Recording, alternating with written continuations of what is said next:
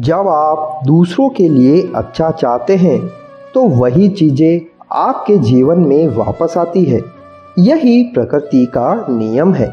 एक समय की बात है, एक प्रदेश के राजा ने अपने राज्य के नागरिकों की परीक्षा लेने की सोची।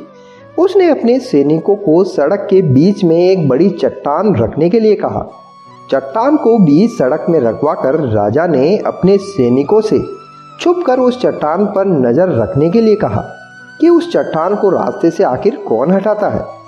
लोग उस जगह पर आते रहे और जाते रहे, लेकिन किसी ने भी उस चट्टान को रास्ते से हटाने की कोशिश भी नहीं की। उस चट्टान के पास से लोगों के गुजरने वालों में राजा के कुछ करीबी लोग और शहर के बड़े व्यापारी भी थे। उनमें से कुछ लोग राजा को ही कोसने लगे कि क्या राजा इस चट्टान को भी रास्ते से नहीं हटवा सकता, लेकिन किसी ने भी उस चट्टान को रास्ते से हटाने का प्रयास ही नहीं किया। ऐसा काफी दिनों तक चलता रहा। एक दिन एक किसान अपनी सब्जियों के साथ उधर से गुजर रहा था। उसने चट्टान को रास्ते में पड़ा देखा। वो सोचा कि सबको इस चट्टान की वजह से कितनी तकलीफ हो रही है। उसने अपनी मजबूत लाठी से उस चट्टान को एक तरफ धकेलने की कोशिश शुरू कर दी।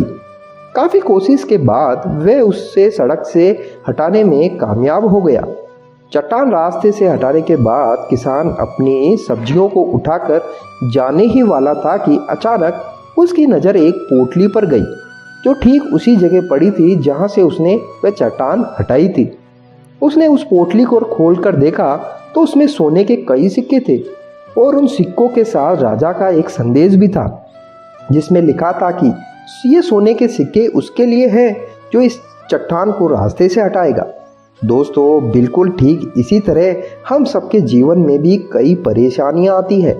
कुछ लोग उन परेशानियों से बचकर निकल जाते हैं और कुछ रास्ता बदल लेते हैं, लेकिन चंद लोग होते हैं जो ये ठान लेते हैं कि उन परेशानियों का हल कैसे निकालें, और ऐसे ही लोग मुश्किलों में संभावनाएं और संभावनाओं में छुपे अवसर को खोज लेते हैं।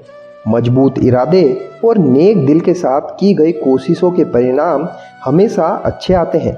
इसलिए जीवन की परेशानियों से घबराने के बजाय उन परेशानियों को हल करने की कोशिश करते हुए हमें जीवन के सफर में आगे बढ़ते रहना चाहिए। तो मित्रों, जय श्री कृष्णा, जय श्री राम।